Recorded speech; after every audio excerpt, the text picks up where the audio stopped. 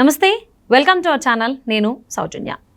Delhi liquor scam విషయంలో మాజీ ముఖ్యమంత్రి ఢిల్లీకి సంబంధించినటువంటి కేజ్రీవాల్ అరెస్ట్ అవ్వడం జరిగింది. ఆయన అరెస్టుకు సంబంధించి అన్నా హజారే ఉద్యమకారుడు అలాగే దేశం గురించి ఆలోచించిన వ్యక్తి కామెంట్ చేశారు. ఎందుకు ఆయన కామెంట్ చేయాల్సి వచ్చింది ఏంటి?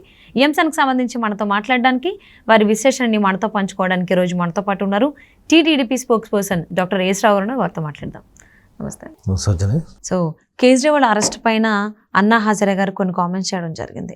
అసలు ఎందుకు అన్నా హజారే గారు దీనిపైన కామెంట్స్ చేయడం జరిగింది? అలాగే ఇంకో కామెంట్ కూడా వినపడుతుంది ఈ అరెస్ట్ పైన, కర్మ వెంటాడుతోంది అనేటువంటి కామెంట్ కూడా కేజ్రీవాల్ గారి గురించి వినపడుతోంది. అసలు ఏంటి ఈ కామెంట్స్ దీని గురించి? కర్మ వెంటాడి కటకటాల వెనుక పోవడం ఖాయం అనేది అక్కడ కేజ్రీవాల్కి కాదు, ఇక్కడ తెలంగాణలో కూడా మనం చూస్తూ ఉన్నాం. కవిత కానివ్వండి, కేసీఆర్ కానివ్వండి, కేటీఆర్ కానివ్వండి, హరీష్ రావు కానివ్వండి, ఆపిరావు అలియాస్ సంతోష్ రావు కానివ్వండి, వీళ్ళందరూ వాళ్ళు చేసినటువంటి కర్మనే ప్రజాస్వామ్యాన్ని కూని చేసి ప్రజలను దోసుకొని రాష్ట్ర సంపదని సర్వనాశనం పట్టించారు. అదే కాకుండా నోటికి వచ్చినట్టు నోటి దృష్టితోటి ఇష్టం వచ్చిన కేసులు మంది మీద ప్రజాస్వామ్యంలో ప్రజలపైన అందరిపైన పెట్టారు. దేశవ్యాప్తంగా ఎక్కడ లేని విధంగా దళిత రైతులను సంఖ్యలేసి రోడ్లపైన తిరిపించి థర్డ్ డిగ్రీ ప్రయోగించినటువంటి దుర్మార్గానికి పాల్పడిన ప్రభుత్వం నాయకుడు కేసీఆర్. ఈరోజు వాళ్ళ ఉసురు తల్లి కేసీఆర్ ఎక్కడుండు? రైతులపైన లాఠీలు కురిపించిన ఈరోజు నీ ప్రభుత్వం కూలిపోయింది. కార్యకర్తలు నీకు అండగా ఉండాలా, కానీ నీకు అండగా ఎవరున్నారు? కార్యకర్తల బలంతో ఉండాల్సిన నువ్వు ఈరోజు కట్టెబలంతో నడుస్తున్నావు. ఇది ఇప్పుడు చేయికట్టే బలంతో నడుస్తున్నావు అంటే నీ గతి ఎక్కడ పడ్డది? అదేవిధంగా కేజ్రీవాల్ కూడా ఏ విధంగా అయితే కేసీఆర్ ఉద్యమకారులని మన కోదండరాం లాంటి వాళ్ళని అనేకమైనటువంటి ప్రాణాలు ఆహుతి చేసుకున్నటువంటి అమరవీరులందరినీ కూడా విస్మరించి వాళ్ళు చేసిన త్యాగాలని గుర్తించకుండా ఏ ఒక్కరోజు కూడా వాళ్ళకు నివాళులు అర్పించకుండా వాళ్ళ పేరు ఎక్కడ తీయకుండా వాళ్ళ నామరూపాలే చెరిపేసే విధంగా నువ్వు కార్యక్రమాలు చేస్తావు. వాళ్ళ ఉసురు నీకు తగిలింది ఖచ్చితంగా. అంతకంటే హీనంగా ఈరోజు తెలంగాణలో నువ్వు బహిరంగంగా తిరగలేని పరిస్థితి, నువ్వు కానీ నీ కుటుంబ సభ్యులు కానీ. జైలుకి పోవడం అయితే ఖాయం. జైలుకి పోకున్నా నీకు దమ్ము ధైర్యం ఉంటే నువ్వు వచ్చి ఏ చౌరస్తాలో నిలబడండి, 5 నిమిషాల్లో 50 మంది వచ్చి నేను కొట్టి తన్ని చంపేస్తారు. అంత అక్కస్తోడు ఈరోజు ఉన్నారు ప్రజలు.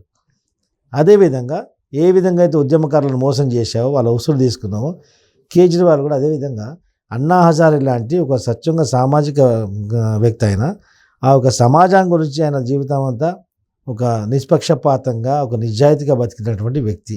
ఒక గుడిలో ఆయనకు ఉన్నటువంటి ఆస్తి 2 ప్లేట్లు, 2 తల్లెలు, 2 గ్లాసులు, ఒక 2 బెడ్షీట్లు, 4 డ్రెస్సులు, అంతకు మించి ఆయన జీవితంలో ఆయన దగ్గర ఏమీ లేదు.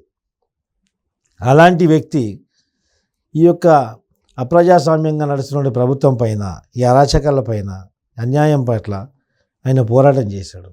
ముఖ్యంగా ఏ గ్రామంలో అయితే అన్నా హజారే గారు నివసిస్తుంటారో మాలేగావ్ అనే గ్రామంలో, ఆ గ్రామంలో అందరూ కూడా ప్రమాణం చేయించారు, మా గ్రామంలో మాదక ద్రవ్యాలు కానీ మత్తు పదార్థాలు కానీ సేవించడం జరగదు అని చెప్పేసి.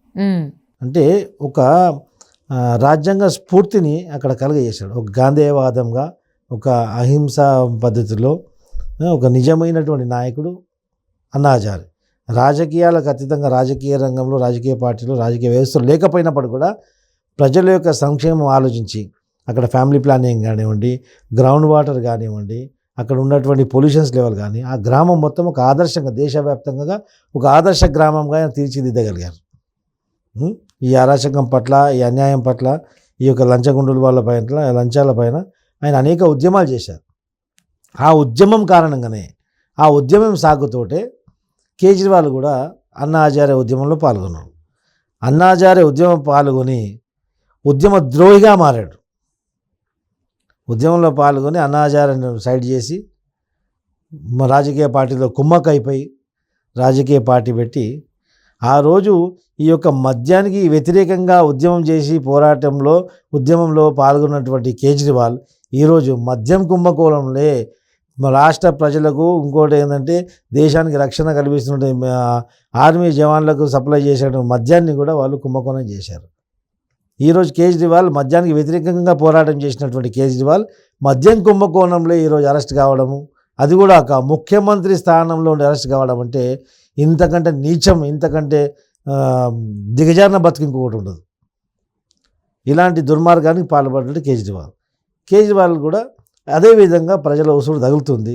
అన్యాయంగా అకారణంగా ఒకరిపైన నెపం నెట్టేయడం వల్ల ఖచ్చితంగా వాళ్ళ పాపం మనకు తగులుతుంది. ఈరోజు ఆయన పాపం పండింది, జైల్లో ఉన్నాడు. ప్రణబ్ ముఖర్జీ గారి కూతురు కూడా ట్వీట్ చేశారు. గతంలో శర్మిష్ఠా ముఖర్జీ, శీలా దీక్షిత్ గారిని కానీ అన్నాజీని కానీ అనేక మంది నువ్వే నీతిమంతుడు అని చెప్పేసి ఒక ప్రొజెక్ట్ చేసుకున్నావు.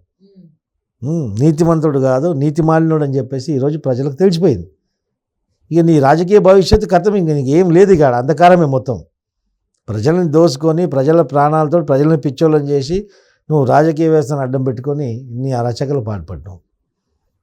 నేను ఒక చిన్న కారులో తిరుగుతాను, నేను కానవెళ్ళ పోనని తుమ్ముకుంటూ దగ్గుకుంటూ మఫ్లర్ వేసుకొని స్వెటర్ వేసుకొని తిరుగుతుంటే పాపం అనారోగ్యంగా ఉన్నా కానీ ప్రజల గురించి పనిచేస్తున్నాడని ఒక ఫోబియా క్రియేట్ చేశాడు, సింపతి క్రియేట్ చేసుకున్నాడు. అంతేగాని ఆ సింపతి కూడా ఏం లేదు.